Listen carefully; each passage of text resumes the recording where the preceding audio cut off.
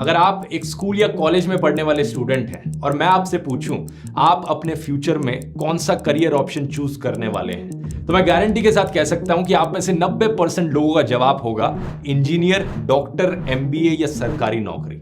इन्हीं 4 ऑप्शंस में आप में से 90% लोगों की करियर चॉइसेस छुपी हैं। दूसरा ये भी मैं गारंटी के साथ कह सकता हूं कि आप में से कोई भी paleontologist, bee keeper, tea taster, meteorologist, art therapist, audio engineer, ethical hacker, ornithologist नहीं बनना चाहता। 3 इडियट्स देश की ऑल टाइम ब्लॉकबस्टर फिल्मों में से है। लोगों को बहुत पसंद आई ये फिल्म। बार बार इस फिल्म में मैसेज दिया जाता है कि अपने पैशन के पीछे भागो।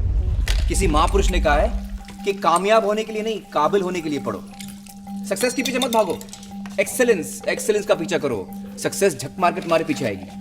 लेकिन इस फिल्म के रिलीज होने के 12 साल भी अगर हम ग्राउंड रियलिटी देखें तो यही है कि लोग वही गिने चुने 4-5 करियर ऑप्शंस के पीछे भाग रहे हैं। आखिर क्या प्रॉब्लम आ रही है इसको इंप्लीमेंट करने में? क्या दोष यहां पर हमारे इंडियन एजुकेशन सिस्टम का है, या फिर हमारे पेरेंट्स का और टीचर्स का है, या फिर खुद स्टूडेंट्स का है? जब हम बात इंडियन एजुकेशन सिस्टम की करते हैं, हम बात करते हैं स्कूल और कॉलेजेस में पढ़ाए जाने के तरीकों की, एग्जामिनेशन के सिस्टम्स की, सिलेबस की। लेकिन असलियत में दोस्तों ये प्रॉब्लम सिस्टम से कहीं ज्यादा बड़ी है।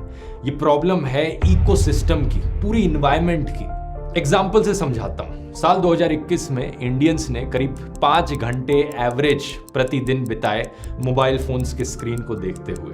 तो नेचुरल सी बात है, जब लोग फोन के स्क्रीन पर कुछ देख रहे हैं वो उससे इन्फ्लुएंस्ड होते हैं। जब 5 घंटे दिन के उस पर बिताए जा रहे हैं तो मास मीडिया का यहां पर एक बड़ा इंपैक्ट पड़ता है। हमारे न्यूज चैनल्स भरे पड़े हैं मोस्टली 4 तरीके की खबरों से: पॉलिटिक्स, सिनेमा, क्राइम और स्पोर्ट्स।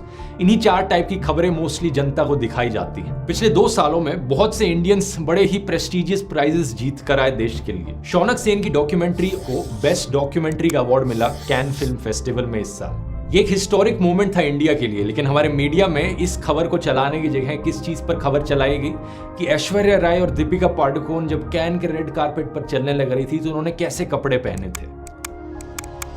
कि अगर मैं पढ़े लिखे लोगों को लाके शो पे बैठाती हूँ तो देखिए ना, फिर आप क्यों नहीं देख रहे? वो वाला शो तो आपने देख लिया जो मैंने एक दफा, लोग ही कह रहे होते ना उसको बुलाओ। इसके अलावा इंडियन मैथमेटिशियन नीना गुप्ता चौथी इंडियन बनी रामानुजन प्राइज जीतने वाली पिछले साल। लेकिन क्या आपने कोई इंटरव्यूज देखे उनके किसी टीवी पर? साल 2018 में दानिश सिद्दीकी और अदनान अब्दीदी एक्चुअली में पहले इंडियंस बने पुलिट्जर प्राइज जीतने वाले फोटोग्राफी के लिए। उसके बाद 2020 और 2022 में भी इंडियंस ने इन प्राइज को जीता। लेकिन क्या उनमें से किसी का भी इंटरव्यू आपने किसी चैनल पर देखा? अब ऑफ कोर्स इन चीजों को अगर न्यूज़पेपर के फ्रंट पेज पर हाईलाइट किया जाता, इन विनर्स को टीवी पर इंटरव्यू किया जाता, न्यूज चैनल्स में इनकी बात करी जाती, तो ऑफ कोर्स और लोग इंस्पायर्ड होते, यंग लोग पैशनेट फील करते film making, photo journalism, literature और मैथमेटिक्स को एज करियर ऑप्शंस चुनने में। लेकिन नहीं, न्यूज चैनल्स पर क्या हेडलाइन चलती है? ये वीडियो हो रहा जमकर वायरल। क्या आपने कभी किसी कौवे को रैंप वॉक करते देखा है? नहीं देखा है तो इस वीडियो पर नजरें गड़ा लीजिए।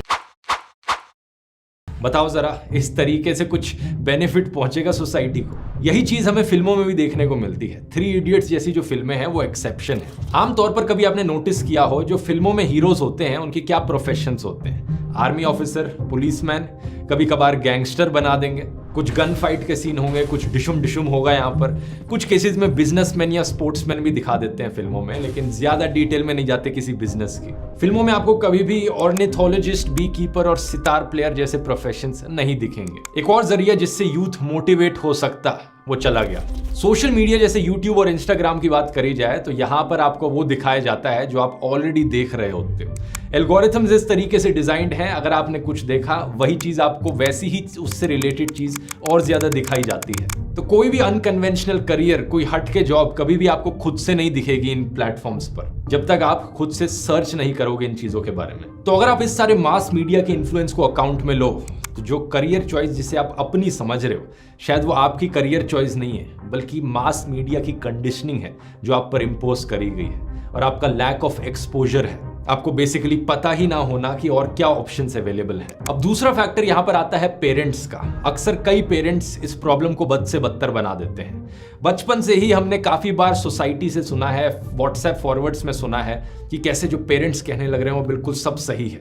ये इमोशनल व्हाट्सएप फॉरवर्ड्स आपने देखे होंगे ना कि मैंने रियलाइज किया कि पापा ही सही थे। वक्त बीत जाने के बाद ही एहसास होता है। शाबाश बेटा, बहुत ऐसी सोसाइटी में अगर आपने अपने पेरेंट्स पर कोई सवाल किया या फिर उनसे किसी बात पर डिसएग्री किया तो आप पर इमीडिएटली लेबल लग जाता है, बदतमीज हो, संस्कार नहीं है क्या।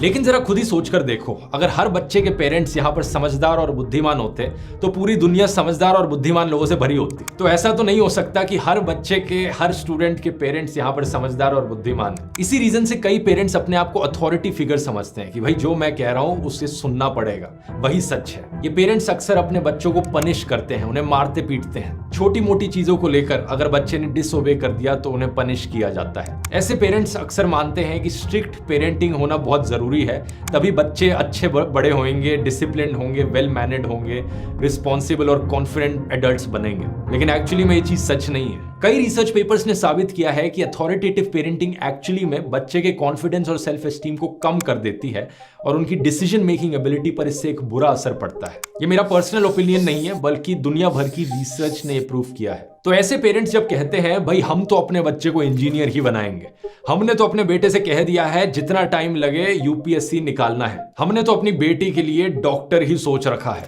ऐसी बातों को सुनकर एक ऑलरेडी अंडर कॉन्फिडेंट बच्चा जिसका सेल्फ एस्टीम ऑलरेडी गिरा हुआ है वो कभी सवाल ही नहीं कर पाता। इसी रीजन से एक अनकन्वेंशनल करियर चुनना एक ऑप्शन ही नहीं होता, क्योंकि पेरेंट्स अनकन्वेंशनल करियर नहीं चाहते। इन पेरेंट्स के दिमाग में यही चलता है कि भाई हमारे जमाने में ऐसा होता था, वैसा होता था, तो हमें पता है कि सही करियर ऑप्शन क्या है, स्टेबल करियर चॉइस क्या है। ये भूल जाते हैं अपने आप को समय के साथ अपडेटेड रखना। और इसका नतीजा ये होता है कि इंडियन इकोनॉमी के लिबरलाइजेशन होने के 30 साल बाद भी आज के दिन सरकारी नौकरी टॉप डिमांड पर है। पिछले 8 सालों में करीब 22 करोड़ एप्लीकेशंस करी गई सरकारी नौकरियों के लिए हमारे देश में, लेकिन सिर्फ 7,22,000 सरकारी नौकरियां एक्चुअली में अवेलेबल थी।